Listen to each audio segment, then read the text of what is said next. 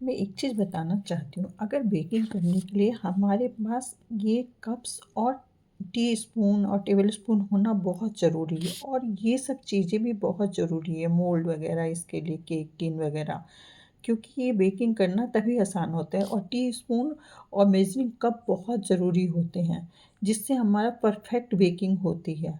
आप हमेशा इस चीज़ का ध्यान रखें। हम अगर अच्छी बेकिंग करना चाहते हैं तो उसके लिए हर चीज़ होनी ज़रूरी है। और ये नाइफ़ है, ये नाइफ़ वगैरह मैं बेकिंग करती हूँ इसलिए बहुत ज़रूरी है। ये वेइंग स्केल है, इसकी भी बहुत ज़रूरत है। सही तरीके से अगर केक बनाना है तो ग्राम में ही बनाना चाहिए, एमएल में बनाना चाहिए।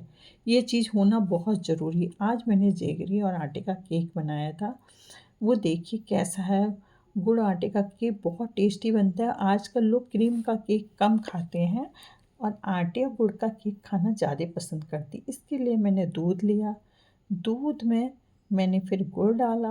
गुड़ का पाउडर है, दूध हल्का मैंने गुनगुना कर लिया था माइक्रोवेव में, और फिर थोड़ी देर के लिए माइक्रोवेव में फिर रख दिया था और साइड में रख दिया था थोड़ी देर के लिए। अच्छे से मिक्स हो गया था। फिर मैंने दूसरा बाउल लिया, बाउल में मैंने आटा डाला।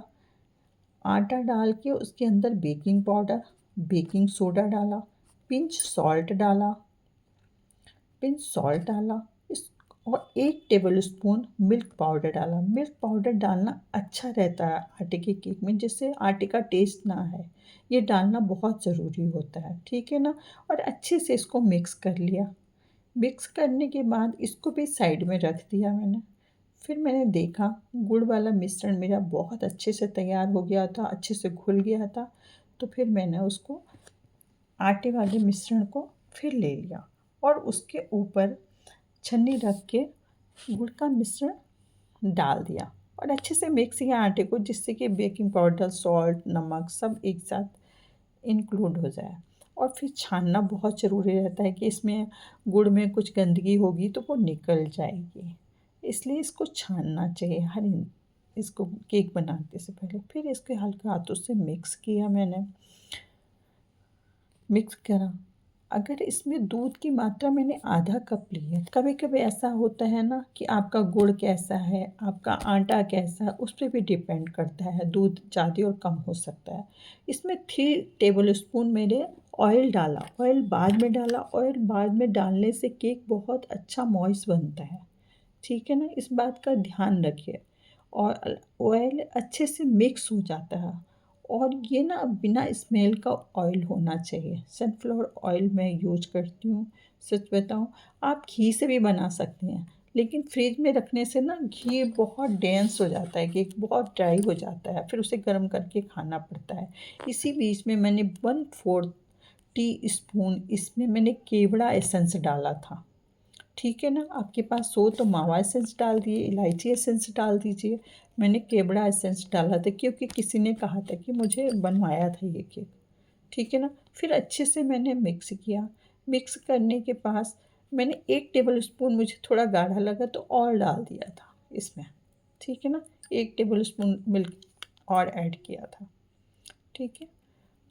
और फिर अच्छे से मिक्स करने के बाद फिर मैंने थोड़े से ड्राई फ्रूट वगैरह जो थे ना, कम से कम 1 टेबलस्पून ड्राई फ्रूट था, सारी सीड्स से, तिल था, वाइट तिल था, और ये जितने भी थे ना मिक्स ये आता है, वो मैंने उसमें डाल दिया था। थोड़े से बादाम भी काट के डाल दिए थे मैंने।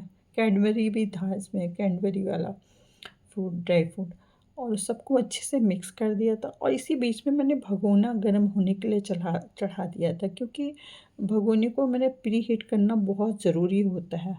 और फिर अच्छे से मिक्स करने के बाद ये लिक्विड, बहुत ज़्यादा लिक्विड नहीं होना चाहिए इसका बैटर। फिर मैंने आधा टीस्पून इसमें विनेगर डाला था।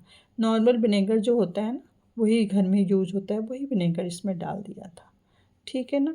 अच्छे से मिक्स किया था। मिक्स करने के बाद इसे मैंने मिक्स करने के बाद हल्के हाथों से फ़ोल्ड करिएगा बाद में, और उसके बाद रखिएगा मत। विनेगर डालने के बाद तुरंत उसे टिन में डाल दीजिएगा।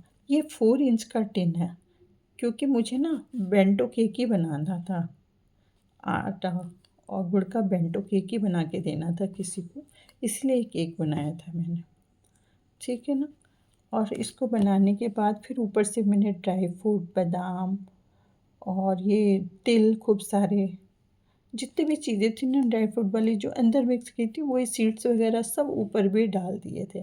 आपके पास जो है ना काजू बादाम भी डाल सकते हो, ठीक है ना? अच्छे से मिक्स कर सकते हो आप आराम से, ठीक है? और फिर मैंने इसको गैस पे भगोना जो गरम हो रहा था ना, उसके अंदर इसको रख दिया था मैंने अच्छे से करके, और इसको थोड़ा ड्राई फ्रूट को दबा भी दिया था। हाँ, भगोना मेरा करीब 10 मिनट से गरम में हो रहा था पहले से, सच बता रही हूँ।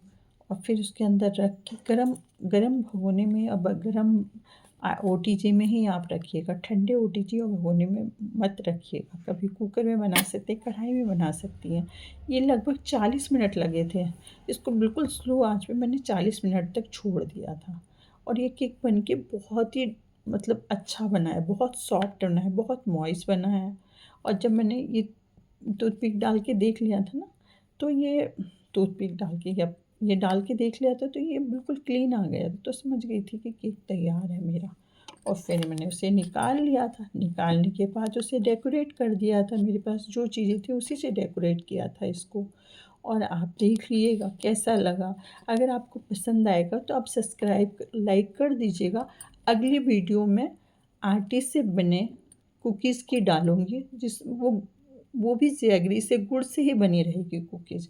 अगर आप लोगों को पसंद आए तो लाइक सब्सक्राइब करिए और मुझे कमेंट करिए कि आपको चाहिए वो रेसिपी। 100% अच्छी रेसिपी दूँगी मैं, बिल्कुल सख्त से, आप घर में आराम से कुकर में बना सकती हैं, कढ़ाई में बना सकती हैं। ऐसी रेसिपी मैं दूँगी पक्के से आपको, विश्वास बोलती हूँ, जो कहूँगी सही बताऊँगी।